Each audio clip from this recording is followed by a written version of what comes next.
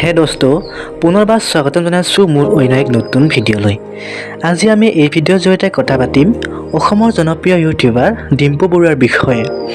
আপোনালোকে হয়তো ডিম্পু বৰুৱাৰ বিষয়ে বহু কথা শুনিছে বা বহু কথা জানে, আৰু কিছুমান নজনা কথা জানিবৰ বাবে আজি এই ভিডিঅ'টো বনোৱা হৈছে।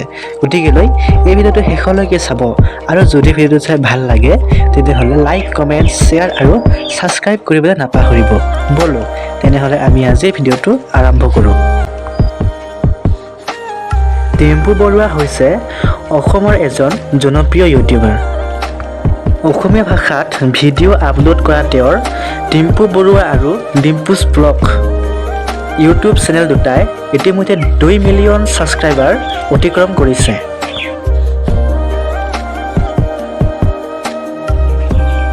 তেওঁৰ ডিম্পু বৰুৱা নামেৰে হিন্দী ভাষাতো এটা ইউটিউব চেনেল আছে।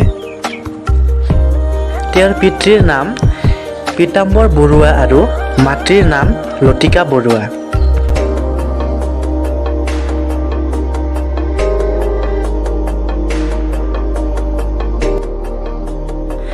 তেওঁ ঘৰৰ একমাত্ৰ সন্তান। মোমায়েকৰ ঘৰত ডিম্পুৱে শৈশৱ অতিবাহিত কৰিছিল।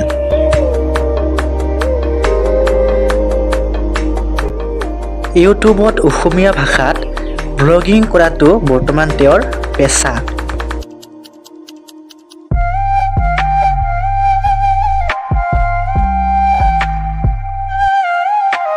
এতিয়া জানো আহক ডিম্পু বৰুৱাৰ শিক্ষাৰ বিষয়ে। ডিবিৰাম পাঠশালা উচ্চ মাধ্যমিক বিদ্যালয়ৰ পৰা ডিম্পু বৰুৱা মেট্ৰিক পৰীক্ষাত উত্তীৰ্ণ হয়।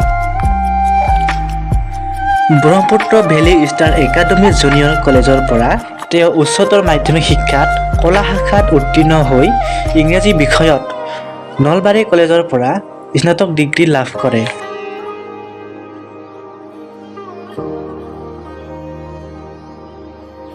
এতিয়া জানো আহক ডিম্পু বৰুৱাৰ কৰ্মজীৱনৰ বিষয়ে। প্ৰথম অৱস্থাত তেওঁ নলবাৰীৰ এখন বিদ্যালয়ত অংশকালীনভাৱে শিক্ষকতা কৰিছিল।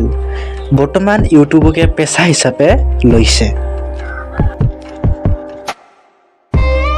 এতিয়া জানো আহক ডিম্পু বৰুৱাই কৰা কিছুমান সামাজিক কামৰ বিষয়ে। ডিম্পু বৰুৱাই 2020 চনৰ অসম বানপীড়িতসকলৰ বাবে 43,000 টকা সংগ্ৰহ কৰি গৃহহীন বানপীড়িতৰ মাজত বিতৰণ কৰিছিল।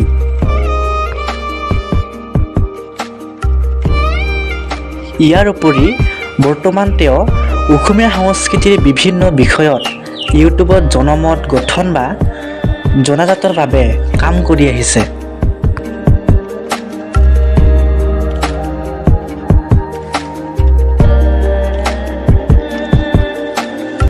বন্ধু বান্ধৱীসকল, আজিৰ ভিডিঅ'টো ইমানেই আছিল। যদি ভিডিঅ'টো চাই ভাল লাগিল তেনেহ'লে লাইক, কমেণ্ট, শ্বেয়াৰ আৰু ছাবস্ক্ৰাইব কৰিবলৈ নাপাহৰিব।